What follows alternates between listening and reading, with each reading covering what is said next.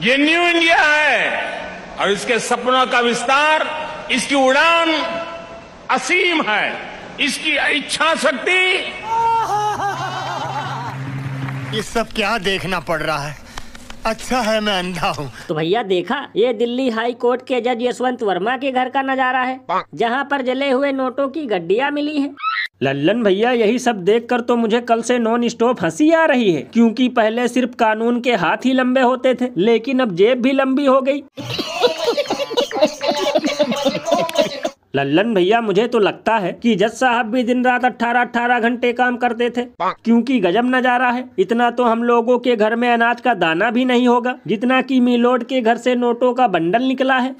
भैया इसीलिए तो लोग घनघोर मजाक करते हुए ये कहते हैं कि लगेगी आग तो नोटों का बंडल मिलेगा जज के घर भी। यहाँ अकेली सेबी ही भ्रष्ट थोड़ी है। ये बड़ी अच्छी बात कही आप।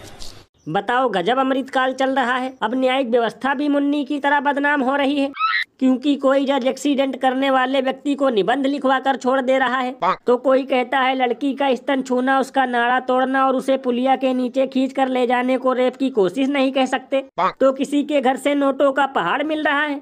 लल्लन भैया इसीलिए तो इस पर महान कवि बाबा लपेटू दास ने कहा है कि जब से डबल इंजन ने संभाला है देश का कमान, तब से सोने की चिड़िया वाला भारत बन गया है कूड़ेदान।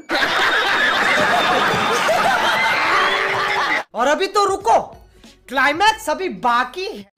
बहुत अच्छा लगा ये, और अभी इसमें लिख भी दो, हिंदू का बनाओ, हिंदू राहुल तिवारी, अच्छा लगेगा। और एक भगवा लगा लो लाल रंग का झंडा यहाँ पे। यही नहीं, अभी और सुनिए। भाई क्या नाम है? सोनाई। सोनाई बड़ा अच्छा लगा ये लगाया ना तुमने, बहुत अच्छा लगा मुझे। नाम क्या होता है? सोनाई। हाँ सोनाई, हिंदू सोनाई ऐसे करके लगाओ, एक भगवा लगाओ। तो भैया देखा, ये दिल्ली के बीजेपी विधायक रविंद्र नेगी हैं, जो अपने इलाके में छोटे दुकानदारों से ये कह रहे हैं कि अपनी दुकान पर अपना नाम लिखो और भगवा झंडा लगाओ। लल्लन भैया यही सब देखकर तो मुझे कल से इन्हें गालियां देने का मन कर रहा है, क्योंकि अपने आप को कट्टर हिंदू दिखाने के चक्कर में अंडे बेचने वाले से भी अपनी दुकान पर भगवा झंडा लगाने को कह रहे हैं। लल्लन भैया कभी कभी तो मुझे लगता है कि केवल डंकापति की ही नहीं बल्कि पूरी बीजेपी की डिग्री चेक होनी चाहिए, क्योंकि एक तो ये फालतू काम करते हैं, ऊपर से उसमें भी जाहिलपन झलकने लगता है। बताओ, ना तो अभी लाडली बहनों के खाते में 2500 रुपए आए और ना ही उन्हें एक भी फ्री सिलेंडर मिला, फिर भी ये कभी मंगलवार को मटन मछली की दुकान बंद कराने पहुंच जाते हैं तो कभी भगवा झंडा लगवाने। अरे बाप रे, ये तो धोती खोल रहा है। ये बिल्कुल सही कहा आपने। वैसे भैया ये सब देखकर हमें बिल्कुल भी आश्चर्य नहीं होना चाहिए। ये चाहे तो दिल्ली का लाल किला और इंडिया गेट को भी भगवा कलर से पेंट करवा सकते हैं, क्योंकि इन्हीं का पैर छूकर तो मोदी जी ने आशीर्वाद लिया था।